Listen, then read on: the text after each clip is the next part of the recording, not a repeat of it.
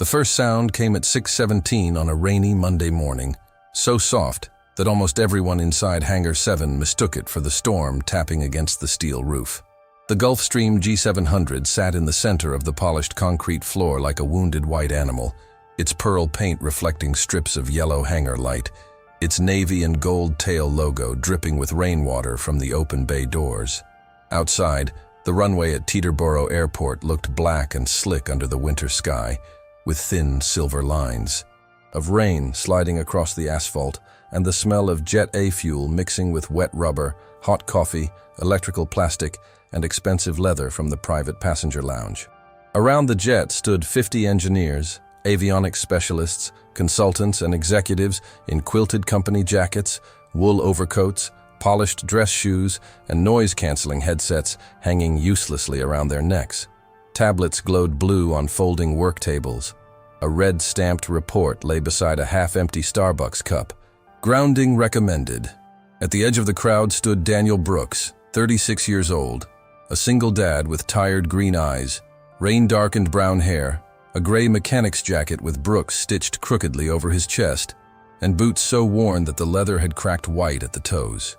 His left hand held a dented metal lunchbox. His right hand held the tiny fingers of his 8-year-old daughter, Emily, whose pink coat was too short at the wrists and whose school backpack still had a plastic eagle keychain swinging from the zipper.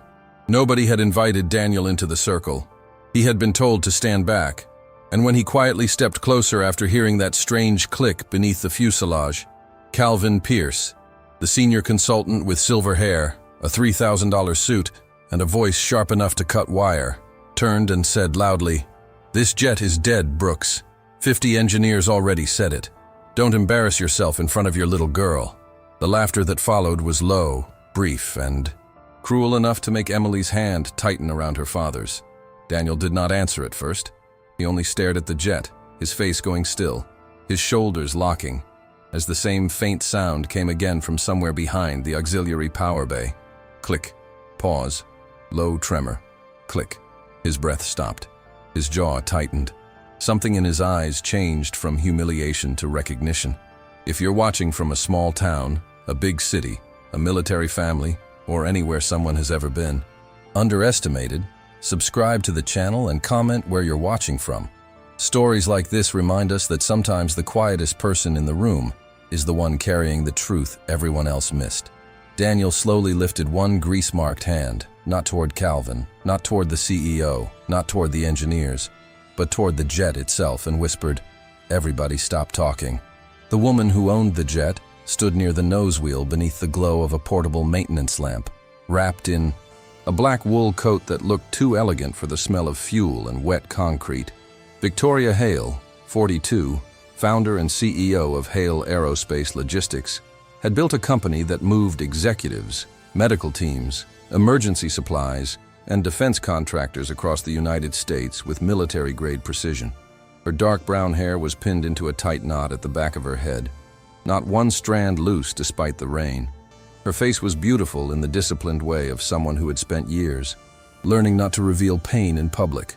Pale skin, sharp cheekbones, gray-blue eyes, a white blouse without a wrinkle, leather gloves folded in one hand, and a platinum watch catching the light whenever she checked the time. In 43 minutes, she was supposed to be in the air to Washington, D.C., where a $400 million emergency transport contract connected to veterans' medical response and disaster relief would either be signed or handed to a rival company from Texas. 2 black Cadillac Escalades waited outside the hangar with their engines running. A legal advisor stood near the lounge door whispering into an iPhone. A flight coordinator kept refreshing weather updates. 3 engineers argued over diagnostic logs. On a steel table, the jet's maintenance records were spread like medical charts beside small removed panels, labeled connectors, torque tools, nitrile gloves, and a laptop showing fault codes that kept returning no matter how many resets were attempted. Victoria had not slept more than 3 hours.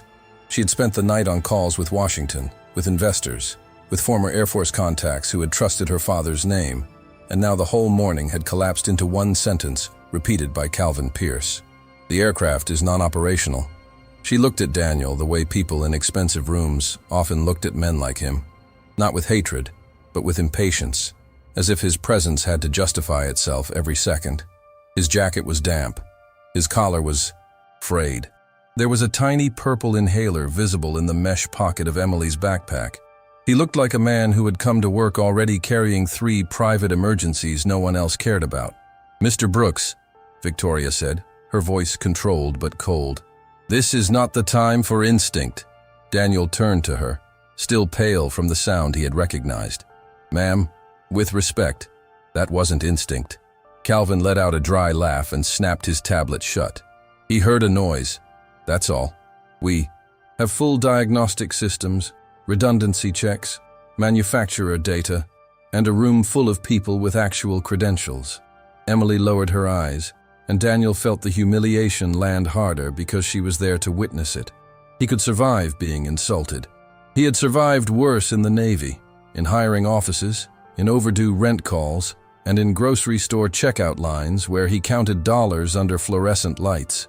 But watching his daughter hear another man say he was not enough, that was the wound that made his throat tighten. The hangar itself seemed to hold its breath. Rain ticked against the roof. Somewhere in the back office, an old vending machine hummed. The portable heaters blew warm air that carried the smell of damp wool coats, machine oil, burnt coffee, and ozone from recently tested electrical equipment.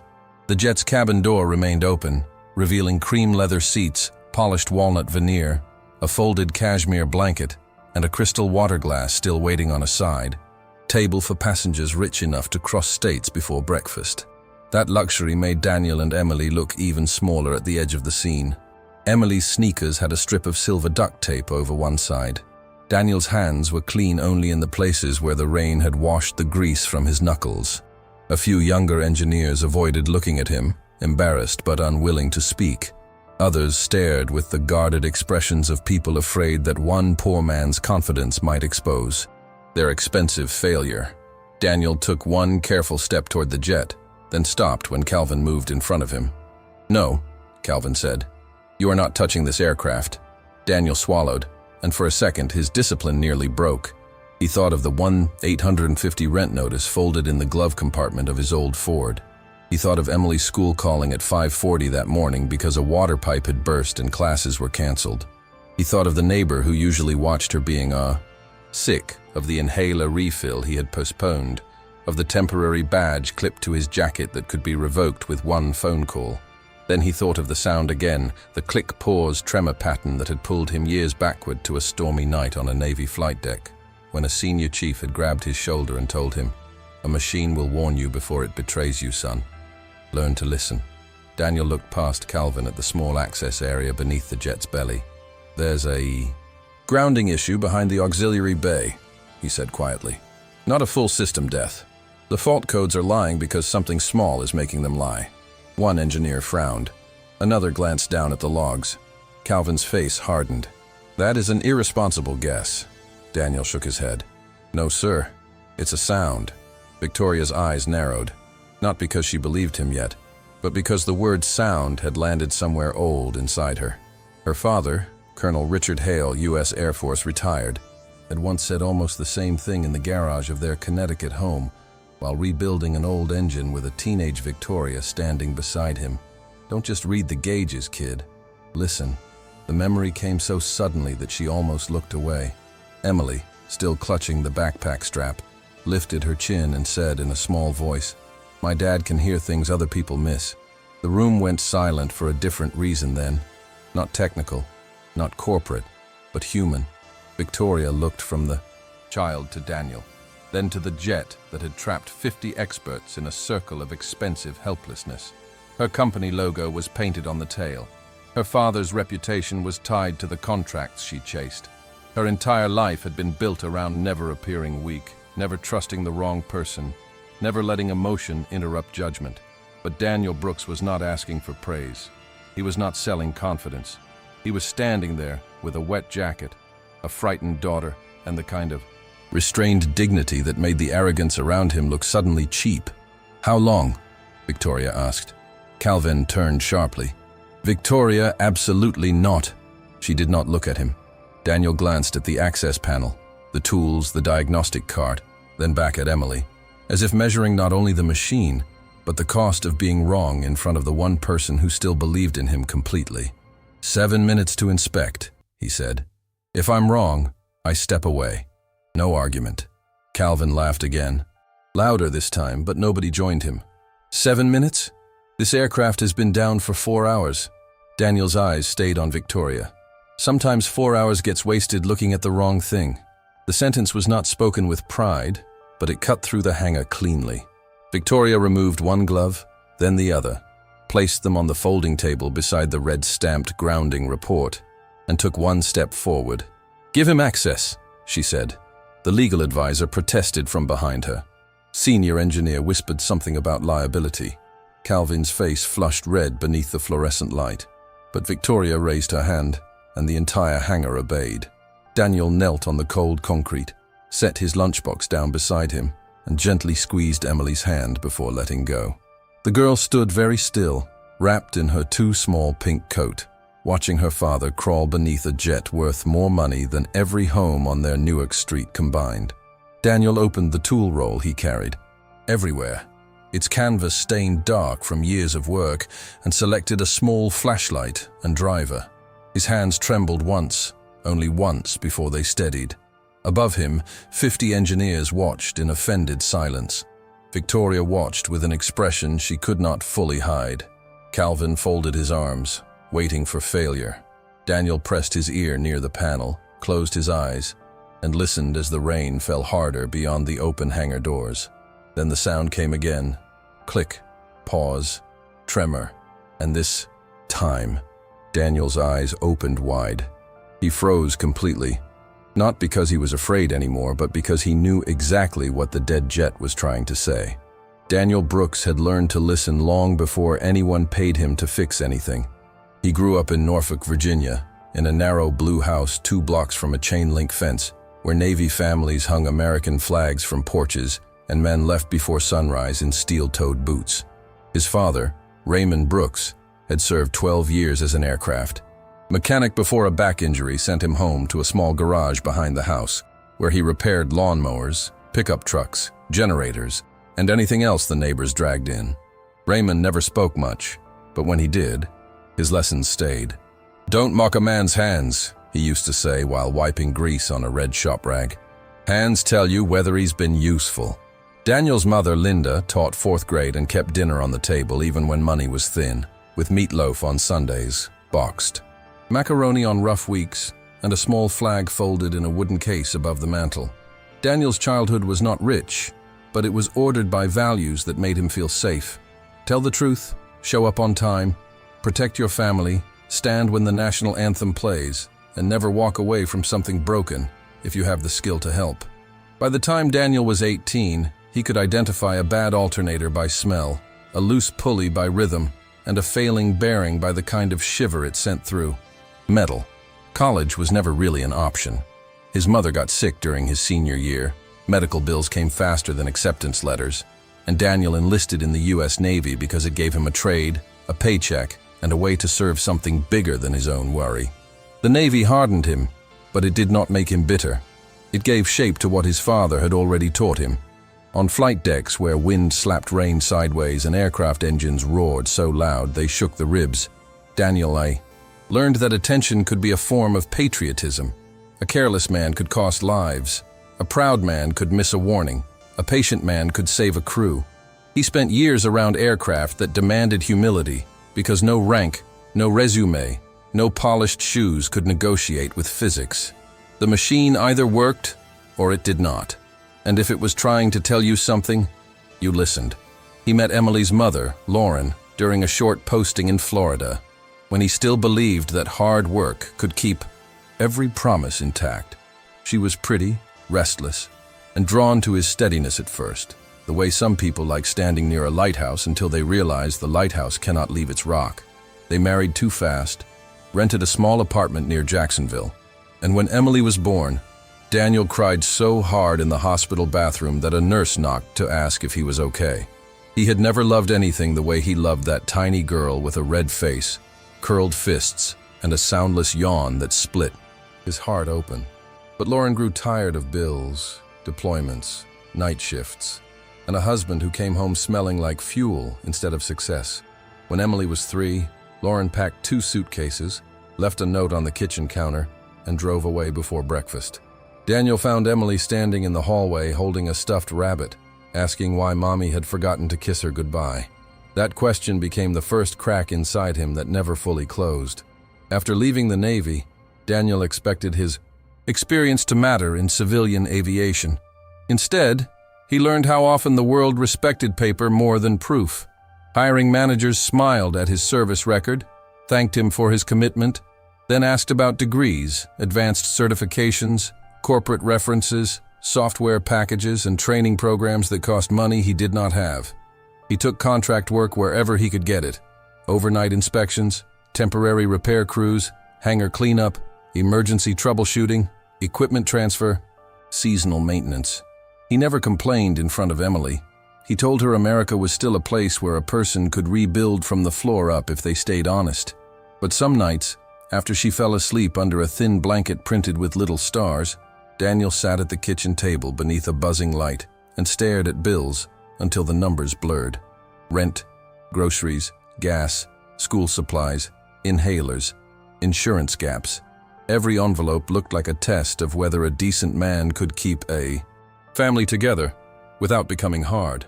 Emily grew into a child who understood too much and asked for too little. At 8 years old, she already knew which cereal was cheaper, which laundromat dryer ran hot for an extra 6 minutes, and how to pretend she liked tomato soup 3 nights in a row. She had bright blue eyes that made strangers smile, but there were shadows beneath them from nights when her asthma woke her coughing. Her hair was usually braided by Daniel's careful, clumsy fingers, and he had watched enough online videos to learn how to part it straight. She kept a small notebook in her backpack where she drew airplanes with American flags on their tails and wrote sentences like, "My dad fixes big things and my dad always comes back." Her vulnerability was not loud. It lived in the way she glanced at Daniel before answering adults, the way she tucked her inhaler out of sight because she did not want to seem like a problem, the way she smiled even when she was scared. She believed in her father with the stubborn faith of a child who had lost one parent and decided the other one must be unbreakable. That morning, Emily was only in Hangar 7 because life had cornered Daniel from every side. Her elementary school in Newark had shut down before dawn after a pipe burst and flooded 2 classrooms. The neighbor who usually watched her had the flu. The daycare wanted $95 for an emergency drop-in Daniel could not spare until payday. His supervisor had already warned him that one more missed shift could end his temporary contract. So Daniel drove through the rain in his old Ford pickup with a cracked dashboard, a heater that worked only on the highest setting, and Emily wrapped in her pink coat beside him, promising she would sit quietly and do her reading homework. "I won't bother anybody, Dad," she said as they passed the toll plaza. Daniel forced a smile and kept both hands on the wheel. "You're not a bother, Em." But inside, shame pressed against his chest. A father should have options. A father should not have to bring his sick child into a hangar full of fuel fumes because missing half a day might cost them rent. He hated that she had learned to be convenient. Victoria Hale's past was wrapped in a different kind of loneliness. She had grown up in Greenwich behind stone walls, private tutors, polished floors, and rooms large enough to echo. Her father, Colonel Richard Hale, had served in the Air Force with the disciplined pride of a man who believed America's strength came from ordinary people doing difficult things well. He was strict, but he was warm in the rare moments when he allowed himself to be. He taught Victoria to shake hands firmly, look people in the eye, and never confuse comfort with character. Her mother died when Victoria was 21, and after that, Richard became the last person who could still make her feel like someone's daughter instead of a future executive. When he passed away 8 years before the morning, in Hangar 7, Victoria inherited not only part of his savings, but also the impossible burden of proving that Hale could mean more than wealth. She built her company with ferocious discipline, hired brilliant people, won contracts, bought aircraft, and became a name whispered in boardrooms. But success slowly stripped her life of softness. Her marriage collapsed. Friends became contacts. Holidays became flight windows. Her home had 12 rooms and no laughter. That emptiness had made Victoria efficient, and suspicious. She told herself she was protecting the company, protecting her father's legacy, protecting the employees whose mortgages depended on her decisions. But somewhere along the way, protection became control, and control became pride. She had learned to trust polished presentations, elite credentials, risk matrices, and men like Calvin Pierce, whose confidence sounded like authority even when it carried contempt. Calvin had been recommended by investors after Hale Aerospace expanded into executive fleet operations. He was expensive, articulate, and famous for walking into technical disasters and telling frightened CEOs what they wanted to hear in language they could defend in court. Victoria tolerated his arrogance because he delivered results.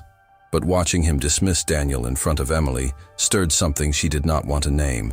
It was not only sympathy, it was recognition. She had spent years rewarding the loudest certainty in the room, and now the quietest man in the hangar was kneeling beneath her jet with a child praying silently behind him. Daniel removed the first access cover with slow, deliberate movements, placing each screw in a neat line on a clean rag. He did not rush, even with everyone staring. "See this panel?" he said softly to Emily, though his eyes stayed on the compartment. "It's like a little door. Sometimes the real problem hides behind the door nobody wants to open." Emily nodded, clutching the sleeves of her coat. Victoria heard the gentleness in his voice and felt an unfamiliar ache. Daniel was under pressure that would make seasoned executives sweat, yet he still found a way to make the moment less frightening for his daughter. One of the younger engineers, a woman named Priya Shah, crouched nearby with a flashlight, despite Calvin's glare. "What are you looking for?" she asked. Daniel pointed toward a tight cluster of wiring near the auxiliary power distribution area. "A ground path that's not staying. Clean. The system thinks it's losing its mind because one connection is coughing." Priya looked back at the diagnostic log on her tablet, then at the compartment. Her expression shifted from politeness to interest. "That could explain the intermittent return," Calvin snapped. "Don't encourage this." Daniel did not look at him. "Ma'am," he said to Priya, "could you hold the light 2 inches left?" The request was simple, but it changed the room. For the first time, someone with a company badge and an engineering degree was assisting Daniel instead of blocking him. Priya held the flashlight steady, and the beam cut across braided wiring, metal brackets, moisture beads, and a hard-to-reach terminal, partly hidden behind a protective shield. Daniel leaned closer. The faint smell hit him before the visual confirmation did. Not heavy smoke, not obvious burning, just the dry, bitter scent of electrical heat trapped in a place too small for drama. His pulse quickened. "There," he murmured. Calvin stepped forward. "There what?" Daniel pulled back and pointed, but did not touch yet. "That terminal has seen heat," Calvin scoffed. "Half the components in that bay run warm." Daniel shook his head. "Not like that." Victoria moved closer despite herself, her heels clicking against concrete until she stood near Emily. The girl glanced up at her, unsure whether this powerful woman was friend or threat. Victoria looked down and noticed Emily's fingers trembling. Without thinking, she removed her own cashmere scarf and held it out. "You're cold." Emily hesitated. Daniel saw the gesture from beneath the jet and gave a small nod. Emily accepted the scarf with both hands, whispering, "Thank you, ma'am." Victoria's face softened for 1 second before she rebuilt it. The obstacle hardened when the legal advisor, Martin Keller, approached with his phone pressed to his chest and panic shining on his forehead. "Victoria, Washington just called again. They need confirmation within 20 minutes. If we cannot guarantee departure, they are moving the signing to Redstone Mobility." The name struck the room like a second alarm. Redstone Mobility had been waiting for Hale Aerospace to stumble, and everyone knew it. A $400 million contract did not only mean luxury margins. It meant jobs in New Jersey, Ohio, Virginia, and Texas. It meant maintenance crews, dispatchers, pilots, administrative staff, and veteran medical transport pilots who had trusted Victoria's promise that Hale would build something American, disciplined, and dependable. Victoria looked at the open jet panel, at Daniel's bent shoulders, at Calvin's furious certainty, and at Emily wrapped in her scarf, like a child borrowing warmth from a world that had rarely offered it. "Tell Washington we are still evaluating," she said. Martin stared at her. "That is not an answer." "It's the only honest one we have," Victoria replied. The words surprised even her because honesty, in that moment, cost more than confidence. Daniel's hands moved deeper into the compartment, but his mind was fighting two battles. One was technical: confirm the sound, trace the fault path, isolate the connector, avoid disturbing adjacent systems, and prove the issue without making an unsafe claim. The other was private and heavier: do not fail Emily. He could feel Calvin waiting for him to be wrong. He could feel Victoria's decision hanging over him. He could feel his temporary job cracking beneath the weight of every second. A memory flashed through him of Emily at 6 years old, sitting on the bathroom floor during an asthma flare, trying to smile between breaths because she saw fear in his face. "I'm okay, Daddy," she had whispered when she was not okay at all. That was what broke him most about his daughter. She kept trying to protect him from the pain of protecting her. Daniel blinked hard, forced the memory down, and focused on the metal in front of him. He gently touched the suspect wire bundle with a gloved finger. The click came again, sharper now, followed by a tiny vibration that traveled through the bracket into his hand. He closed his eyes. There it was. Not death. Warning. Emily began coughing just as Daniel asked for a meter. At first it was small, the kind of cough she tried to hide behind her sleeve. Then it came again, tight and dry, and Daniel's head snapped toward her so fast he nearly hit the panel. "Em," he called. She shook her head too quickly. "I'm fine." She was not. The samata. Cold air from the open hangar doors, the fuel smell and the stress had tightened her breathing. Daniel started to slide out from beneath the jet, but Emily lifted one hand. "No, Dad. Fix it." The words were brave, but her eyes were wet. Victoria moved before anyone else did. "Close the bay doors halfway," she ordered. "Get fresh water, now, and find a chair away from the fumes." A line technician ran. Priya set down the flashlight and reached for the inhaler in Emily's backpack with Daniel's. "Permission," Calvin muttered. "This is exactly why children don't belong in maintenance environments." Daniel froze halfway under the aircraft, shame and anger crossing his face. Victoria turned to Calvin slowly. "One more word about that child, and you can wait outside in the rain." The hangar went silent again, but this time the silence belonged to Victoria. Daniel looked at her, stunned, then back at Emily, who took 2 measured breaths from the inhaler and nodded weakly. "I'm okay, Dad." His voice came out rough. "You sure?" She hugged the scarf around herself. "Go listen." That moment did something neither Daniel nor Victoria could fully understand yet. It put them on the same side of a line that had been invisible until then. Victoria did not suddenly become warm, and Daniel did not suddenly trust power, but both recognized the same truth. Emily mattered more than pride, and safety mattered more than appearances. Daniel slid back under the jet with a new steadiness. Priya returned, the flashlight to position. Another engineer, older and quieter, brought the digital multimeter without being asked. A third pulled up the wiring schematic on a tablet and placed it where Daniel could see. Calvin noticed the room shifting away from him and grew sharper. "This is turning into theater," he said. Daniel finally looked at him from the floor. His face was calm, but his eyes carried years of swallowed insult. "Sir, theater is pretending the biggest title in the room is always right." No one laughed this time. Victoria watched Calvin's mouth tighten and realized how many times she had mistaken cruelty for competence. Daniel turned back to the compartment, tested the voltage drop, checked continuity, then paused at a reading that made Priya inhale. "That shouldn't fluctuate," she said. Daniel nodded. "It does when the ground is barely holding." He reached for a small inspection mirror, angled it behind the shield, and saw the edge of the terminal, darkened, green-gray at the base, almost hidden by the bracket. "There you are," he whispered. The discovery did not solve everything immediately. In aviation, truth still had to pass through procedure. Daniel explained that they needed to de-energize the affected section, remove the shield, inspect the connector, verify whether the corrosion had damaged the terminal, replace it if necessary, clean the contact point, run resistance checks, then perform a controlled reset and ground test before anyone could even discuss. Flight. He spoke clearly, without drama, and every sentence made the earlier certainty of 50 engineers look less solid.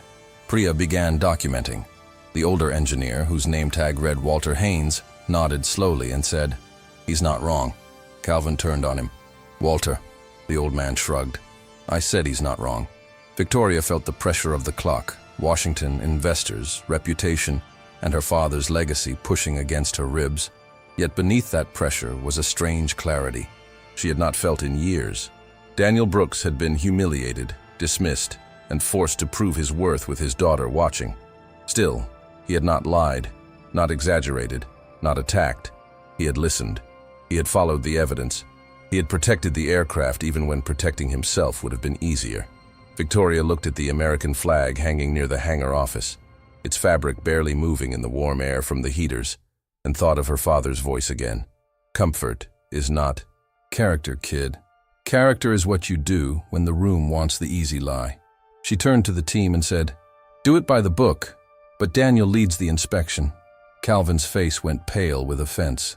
Daniel looked up slowly, the flashlight reflecting in his tired green eyes, and for the first time that morning, he was not standing outside the circle. He was at the center of it. Daniel did not smile when Victoria placed him in charge of the inspection. He only nodded once, because men who had worked around aircraft long enough knew that pride was dangerous near machinery.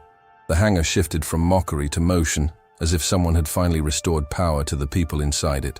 Priya Shah logged each step on the tablet. Walter Haynes called out the safety checklist in a gravelly voice, and two line technicians rolled a smaller tool cart beneath the Gulfstream with the careful speed of people who suddenly understood that the poor mechanic on the floor might be the only person who had heard the truth. Daniel requested the auxiliary section be fully de-energized, confirmed lockout with Walter, and waited for Priya to read the meter twice before touching the shield. His calm made the others calmer. The rain still struck the hangar roof. The Escalade still idled outside, and Washington still waited. But for 7 minutes, the entire world seemed reduced to a flashlight beam, a hidden connector, and the breathing of an 8-year-old girl wrapped in a CEO's scarf. Victoria stood near Emily with her arms folded tight, but her posture had changed. She was no longer watching a low-level worker prove himself. She was watching a father carry responsibility without applause. Daniel removed the protective shield, and the smell became stronger, that bitter trace of overheated metal and old moisture. Priya leaned closer and whispered, "Oh my God." Behind the bracket, the grounding terminal was dark at the edge, green-gray at the base, and scarred with a tiny crescent where electrical arcing had kissed the metal again and again. It was small enough to hide from a rushed inspection, small enough to be dismissed by anyone trusting only the fault codes, and serious enough to make a $78 million jet look dead while quietly warning that something worse could happen in the air. Daniel held the flashlight steady on the damaged part. Nobody spoke. Calvin Pierce stepped closer, his face drained of color, and for the first time that morning he had no polished sentence ready. Daniel's voice came low from beneath the fuselage. "That sound wasn't the jet dying," he said. "It was the jet warning us." The words landed harder than any accusation could have. Walter exhaled through his nose and removed his glasses, staring at the terminal like a doctor seeing the source of an illness after everyone had already given up on the patient. Priya took photos for the maintenance record, her hands moving quickly, but her eyes wet with the pressure of what had almost been missed. Victoria pressed her fingers against the edge of the folding table, feeling the cold metal bite through her skin. A failure that 50 experts had buried under data had been found by a man they had laughed at because his boots were cracked. She looked at Calvin, expecting humility, but saw calculation instead. "It's a contributing fault," he said stiffly, trying to pull authority back around himself like a coat. "We still cannot say it explains the entire cascade." Daniel G. slid out from under the aircraft, slowly, carefully, with the damaged terminal sealed in a clear evidence bag Priya handed him. His cheek was marked with a streak of dust. His hair was damp. His back ached from the concrete. But he stood straight. "You're right," he said. "We don't say anything until we test it." The restraint in that answer embarrassed Calvin more than anger would have. Daniel turned to Victoria. "Ma'am, We replace the terminal, clean the bonding surface, verify resistance, then run a controlled reset. If the readings stabilize, we keep testing. If they don't, we ground it. No shortcuts. Victoria stared at him for a long second. This was the moment when she expected a man who had been humiliated to ask for revenge, recognition, maybe even a public victory. Instead, he gave her procedure, safety, honesty, good conduct, everything her father had believed built strong families, strong companies, and a strong country. Emily coughed once from the chair, then covered her mouth and sat up straighter, trying to be brave. Daniel's eyes went to her immediately. "I'm okay," she said before he could ask. Her voice shook. "You found it, Dad." Daniel's face tightened, and for a second the hangar saw not a mechanic, not a veteran, not a temporary contractor, but a father fighting tears because his child had believed in him when adults with titles would not. The repair itself took longer than Daniel's first 7 minutes, but the emotional verdict had already changed.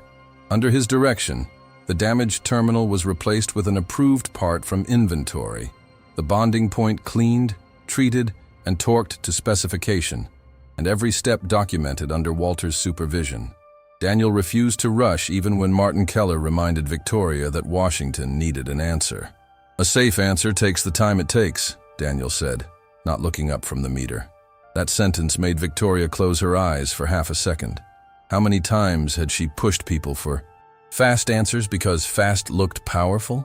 How many times had her company rewarded confidence before conscience? When the replacement was complete, Daniel stepped back and let Priya perform the first verification. The numbers held. Walter checked again. They held. A reset was authorized. The hangar lights seemed brighter as the Gulfstream systems began waking one section at a time. Not with the chaotic alarms from before, but with a clean sequence of tones and stabilized readings across the diagnostic screen. One engineer whispered, "No way." Another said nothing, only stared. The cockpit displays came alive behind the windshield, casting soft blue and green light across the rain-specked glass. The fault cascade did not return. Daniel kept his face still, but his hand closed once around the old key in his pocket, the one that had belonged to his father. He could almost hear Raymond Brooks behind him in that Norfolk garage saying, "Don't mock a man's hands. Hands tell you whether he's been useful." Calvin stepped toward the table, jaw tight. "We need to run additional manufacturer protocols before drawing conclusions." Walter turned to him and said, "We are." Priya did not hide her smile.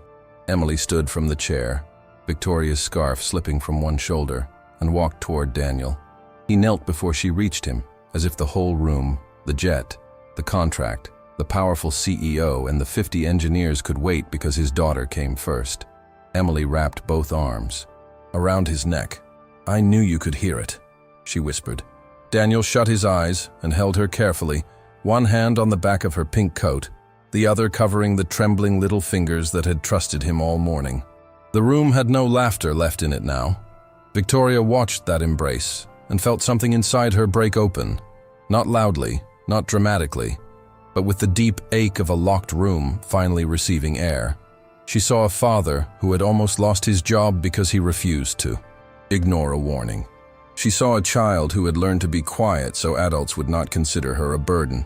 She saw herself at 12 years old in her father's garage, waiting for Colonel Richard Hale to explain why he trusted enlisted mechanics more than men who only knew how to speak from behind desks. Her wealth, her aircraft, her contracts, her glass house in Greenwich, her perfect clothes, her controlled voice, none of it had produced what Daniel had in that moment, a child who believed her. Father was good. Victoria stepped forward, and the motion made every conversation stop. Daniel stood, still holding Emily close at his side. Calvin opened his mouth, perhaps to defend himself, perhaps to reduce the miracle to a technical footnote. But Victoria raised one hand and silenced him before he could steal another second. "Mr. Brooks," she said, her voice uneven for the first time that day, "I owe you an apology." Daniel looked uncomfortable, almost frightened by public attention. "Ma'am, that isn't necessary." "It is," she said. Then she turned so the whole hangar could hear. "I judged your position before I judged your competence. I let this room treat you like you were invisible. And the truth is, you heard what my company was too proud to hear." No one moved. The rain outside softened. Victoria looked at Emily. "And I let that happen in front of your daughter." Emily's chin trembled, but she did not look away. Daniel swallowed hard. "I wasn't trying to prove anybody." "Wrong," he said. "I just didn't want people flying on a warning we could still understand." Victoria nodded slowly. "That is exactly why you should never have been ignored." Calvin's face tightened. "Victoria, we should be careful about making emotional decisions in a technical environment." She turned to him, her gray-blue eyes cold again. But this time her coldness served justice instead of pride. "No, Calvin. We should have been careful before humiliating the only man who was actually listening." The final ground test confirmed what Daniel had suspected. The grounding fault had triggered misleading failures across the auxiliary electrical network, creating a false picture of catastrophic system death. The aircraft still required formal clearance, a complete sign-off, and manufacturer notification, but the impossible had become explainable. The dead jet was no longer dead. It had been misheard. Victoria asked everyone except the necessary maintenance team to step back, then walked with Daniel and Emily toward the quieter side of the hangar, near a wall where an American flag hung beside framed photographs of veterans employed by Hale Aerospace. For a moment, the three of them stood beneath it without speaking. Daniel looked exhausted, as if the victory had cost him more than the insult. Victoria studied his face, the stress lines around his eyes, the grease on his hands, the way he kept one shoulder angled protectively toward Emily. "Why did you keep going?" she asked softly. "After what was said to you." Daniel looked at the flag, then at his daughter. "Because my dad taught me that pride doesn't matter when lives might be on the line. The Navy taught me the same thing. And Emily." He paused, his voice roughening. "Emily still thinks I'm the kind of man who does the right thing even when it costs him." Emily pressed her forehead against his arm. Victoria's eyes filled, but she did not wipe them. "She's right," she said. Then, in front of the workers, still watching from a respectful distance, Victoria offered Daniel a permanent position as lead diagnostic mechanic at Hale Aerospace, with a salary of $142,000 a year, full medical coverage for him and Emily, certification support, and 12 months of housing assistance so his daughter could breathe clean air in a safe home. Daniel stared at her as if she had spoken in another language. "Ma'am, I don't need charity." Victoria shook her head. "This isn't charity. This is overdue respect." Emily looked up at him with tears on her cheeks. "Dad," she whispered, "can we have a room where my inhaler isn't next to the kitchen sink?" That was the moment Daniel broke. He covered his mouth, turned away, and tried to hold himself together, but Emily hugged him around the waist, and Victoria let the silence protect him. When he finally looked back, his eyes were wet but steady. "Then I'll earn it," he said. Victoria answered, "You already did." If this story of a humble single dad proving everyone wrong has you watching until the end, hit that like button and subscribe to the channel. Your support helps us bring you more emotional stories of sacrifice, hidden strength, and unforgettable twists. Now let's get back to the video. By 9:42 that morning, the Gulfstream had passed every required ground validation, every stabilized reading had been documented, and the manufacturer's technical representative had agreed that the aircraft could be released only after the final safety protocol was completed without shortcuts. Daniel did not leave the hangar floor during those checks. He stood beside Priya and Walter with a headset around his neck, a clipboard in one hand, and Emily seated behind the marked safety line with a warm cup of cocoa someone from the lounge had brought her.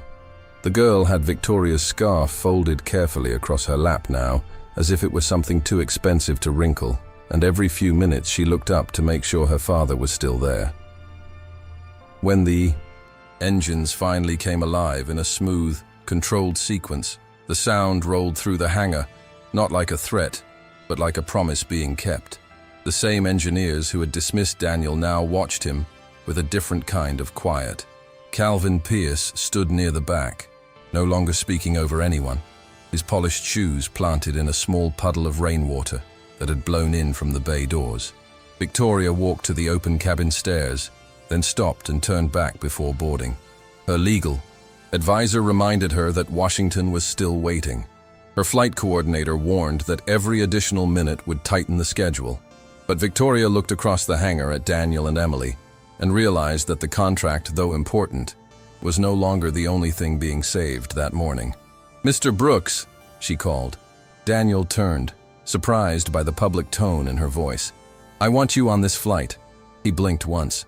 "Ma'am?" "As part of the technical team," she said. "Not in the back. Not hidden. With us." Daniel looked down at his stained jacket, his worn boots, his cracked hands, and for a moment the old shame tried to rise again. Emily stood so quickly the cocoa nearly spilled. "Go, Dad," she said, her voice small but certain. "You fixed it," Victoria added gently, "and Washington should know who helped us get there." Daniel hesitated only long enough to kneel in front of Emily. "You stay with Ms. Priya until I'm back, okay?" Emily shook her head, fear flashing across her face. Victoria noticed it immediately. "She can come too," she said. Martin Keller almost dropped his phone. "Victoria, the passenger manifest. Add them," Victoria said. "A father shouldn't have to choose between doing his duty and keeping his child close." Daniel looked at her then, really looked at her, and saw not a billionaire CEO trying to polish her image, but a lonely woman beginning to remember what kind of company her father would have respected. 20 minutes later, Daniel and Emily walked up the steps of a jet they could never have afforded to touch. Not as charity cases, not as props, but as honored passengers whose quiet courage had changed the morning. Emily pressed her face near the oval window as Teterboro shrank beneath the gray sky, and Daniel rested one hand over hers while the aircraft climbed cleanly toward Washington, D.C. The meeting in Washington did not begin the way anyone expected. In a glass conference room overlooking wet streets near the D.R. Potomac, representatives from hospitals, emergency logistics groups, veteran medical networks, and federal contractors sat waiting with folders, laptops, coffee cups, and the impatient expressions of people used to money moving faster than explanations. Victoria entered late, but she did not enter apologizing like a frightened executive. She entered with Daniel Brooks beside her, still wearing his mechanic's jacket, and Emily holding his hand in a room where every suit seemed to cost more than their monthly rent. A few people glanced at Daniel's boots. A few looked at the child with confusion. Victoria saw the old habit forming in their eyes, the same fast judgment she had made that morning, and she stopped it before it could breathe. "Before we discuss numbers," she said, placing her folder on the polished table, "you need to know why we are late." Martin shifted nervously, but she continued.